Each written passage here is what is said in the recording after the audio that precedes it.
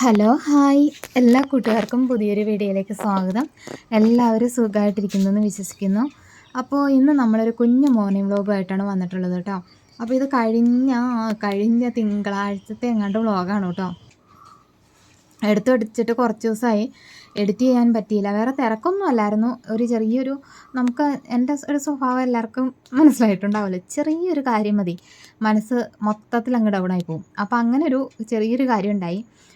അപ്പോൾ അതുകൊണ്ട് അത് സ്റ്റിച്ചിങ്ങുമായിട്ട് ബന്ധപ്പെട്ടാണ് കേട്ടോ. അതെന്താണെന്ന് വെച്ച് കഴിഞ്ഞാൽ അത് ഞാൻ പറഞ്ഞു കഴിഞ്ഞാൽ വെറുതെ ഇനിയിപ്പോൾ അവരുടെ മനസ്സ് വിഷമിക്കണ്ട. എന്തായാലും നമുക്ക് പറ്റാനുള്ളത് പറ്റി, നമ്മുടെ കയ്യിൽ നിന്ന് പൈസ പോവുകയും ചെയ്തു. ഇനിയിപ്പോൾ പറഞ്ഞിട്ട് എടുത്തിട്ടും കാര്യമൊന്നുമില്ല.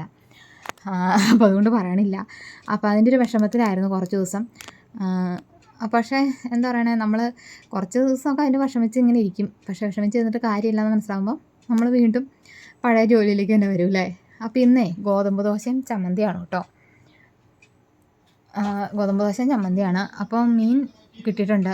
നമ്മുടെ നത്തോലി, കൊഴുവ, അല്ലെങ്കിൽ ഞാനിവിടെ പറയണ ഒഴുക, ഇത്രയും പേരെ എനിക്കറിയാവുള്ളൂ. എന്തായാലും സംഭവം മനസ്സിലായല്ലോ അല്ലേ. അപ്പോൾ അവനെയാണ് കിട്ടിയേക്കണത്. അപ്പോൾ നമുക്കിന്ന് വറുത്ത് വയ്ക്കാം. അപ്പോൾ ഇന്ന് ചാറുകറി പരിപ്പും തക്കാളിയും കൂടിയാണ് കേട്ടോ.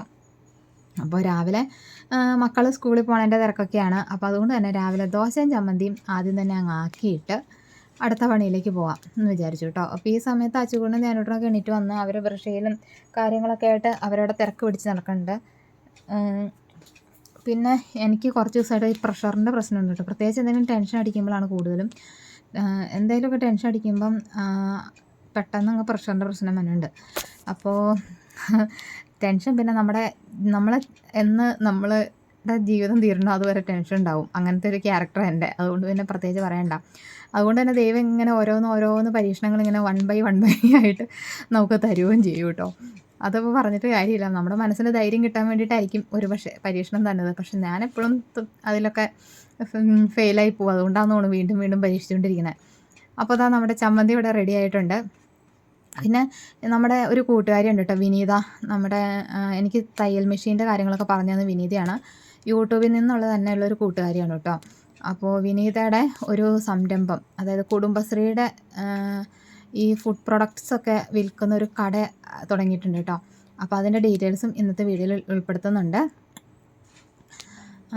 അപ്പോൾ ഇന്നത്തെ വിശേഷങ്ങൾ എന്ന് പറഞ്ഞു കഴിഞ്ഞാൽ ഇത്രയൊക്കെയാണ് മെയിനായിട്ട്.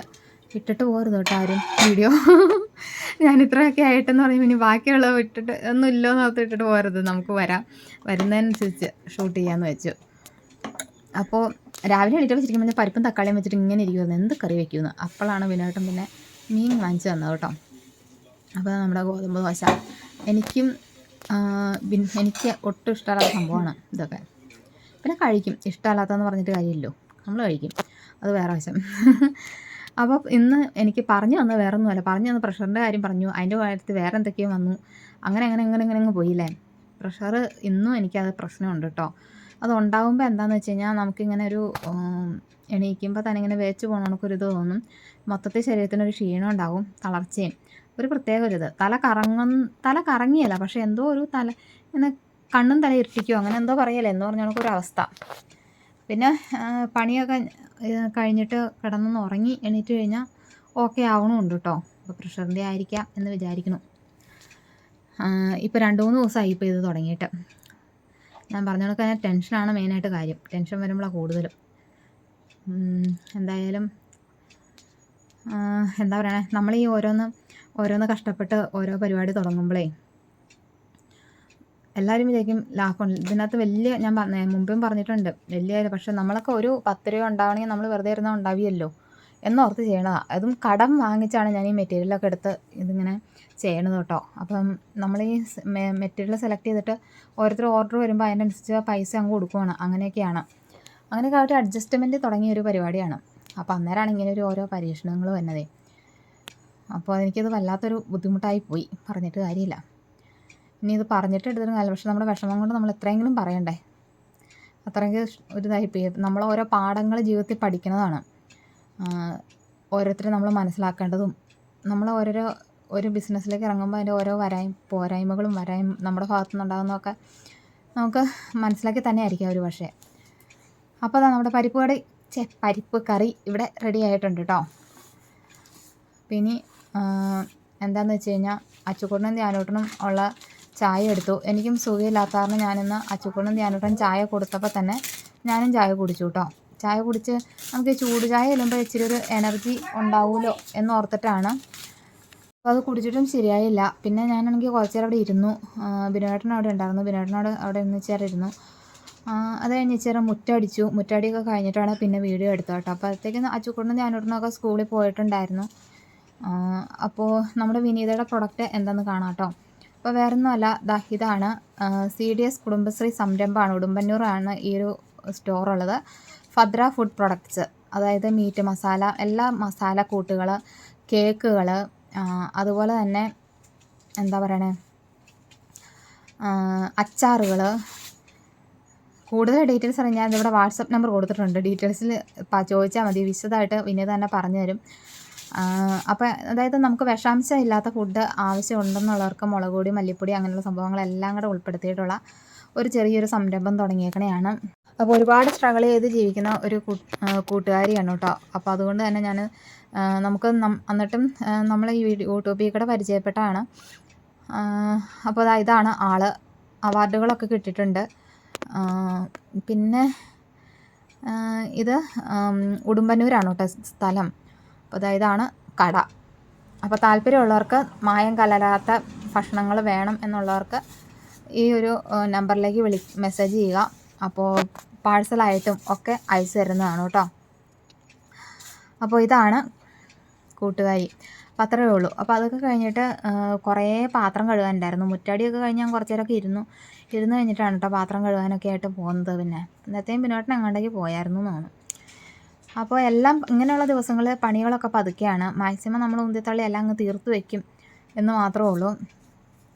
അപ്പോൾ പാത്രം കഴുകാൻ കുറേ ഉണ്ടായിരുന്നു, അതൊക്കെ ഒന്ന് കഴുകി വെച്ചു. ഇനിയിപ്പോൾ എന്താണെന്ന് വെച്ച് കഴിഞ്ഞാൽ മീൻ വെട്ടണം. അപ്പോൾ ഇന്നിങ്ങനെ ഒരു തൊള്ളാരം ഞാൻ പിന്നെ മുറ്റത്തേക്കൊന്നും പോയില്ല, ഇവിടെ വെച്ച് തന്നെ അങ്ങ് വെട്ടിയിട്ടോ. ഒഴുകിയാകുമ്പോൾ അറിയാമല്ലോ ഇത്തിരി പണിയുള്ള പരിപാടിയാണ്. പിന്നെ ഞാൻ കത്രികയും കൊണ്ടാണ് എനിക്ക് എളുപ്പം, പെട്ടെന്ന് പണി തീരും. കത്തിയും നല്ലതാണ് കേട്ടോ.